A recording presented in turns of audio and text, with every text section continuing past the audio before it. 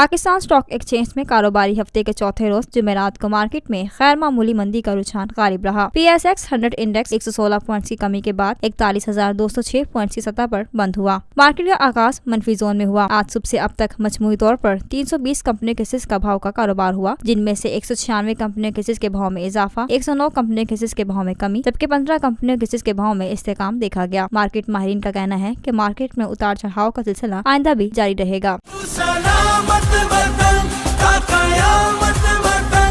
कितनी नस्लों की कुर्बानियों से मिला है वतन, तू हमारी वफा का सिला।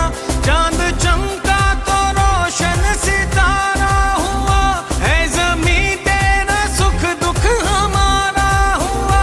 तेरा हर दर्द ले हर खुशी तू ही तू, इस जहां में हमारी अलामत वतन।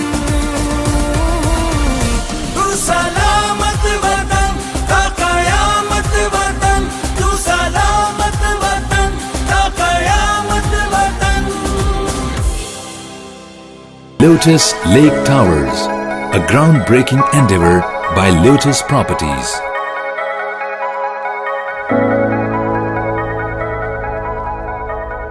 पाकिस्तान में पहली मर्तबा हालात हाजरा के मुख्तसर मगर जामे प्रोग्राम्स, खबरों, तबसरों के अलावा दीगर समाजी, तिजारती, सकाफती, तफरीही, मालूमाती, मजहबी, तालीमी, सेहत और बच्चों के प्रोग्राम्स सिर्फ TNN TV पर।